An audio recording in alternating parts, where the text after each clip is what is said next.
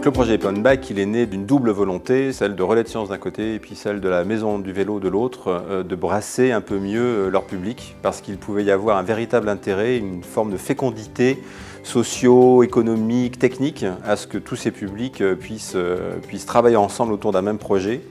Et puis que ce projet en tant que tel puisse avoir une portée à l'échelle urbaine qui soit pertinente au sens nos villes font face à des défis un petit peu, notamment en matière de mobilité urbaine. Et à quel endroit, aussi modestement que possible, mais avec aussi beaucoup d'ambition, on pouvait apporter un début de réponse à notre niveau à ces problématiques. Pourquoi on n'essaierait pas de demander aux usagers du Fab Lab, dans cette dimension extrêmement technique, parce qu'il y a beaucoup ici de ce qu'on appelle des geeks, et pas que, mais il y en a, si on les mettait au défi de créer un kit adaptable sur un vélo qui permettrait de transformer un vélo en vélo assistance électrique.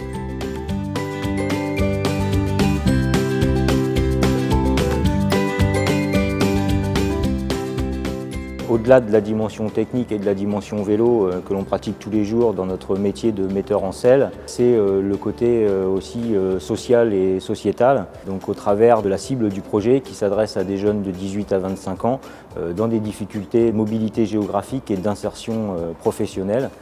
Donc il y a une cible très forte et très ancrée sur ce projet.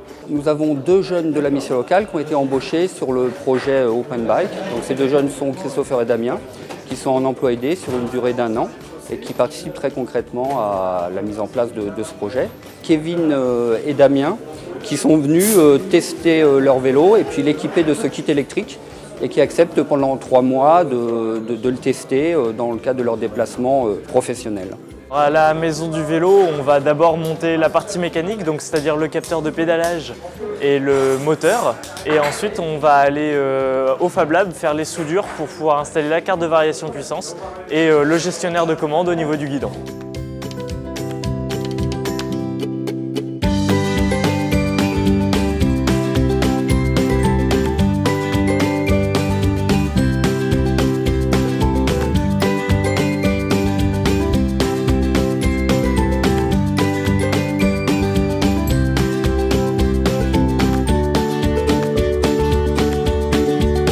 C'est très simple d'utilisation. À l'allumage, on a le bouton on-off sur la batterie.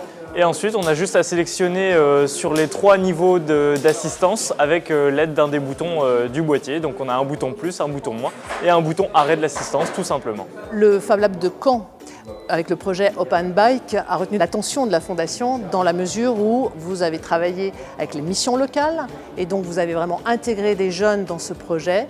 Et c'est sous l'aspect communautaire, on va dire, sur une expertise partagée autour de ce projet qui nous a intéressés. Et on peut voir qu'un an après, les jeunes qui ont été lancés sur ce projet sont toujours là et sont en accompagnement d'autres jeunes. Donc on est vraiment sur la diffusion de cette compétence acquise pendant 1 an. Et voilà, donc ça, je crois que c'est une vraie réussite de ce point de vue-là.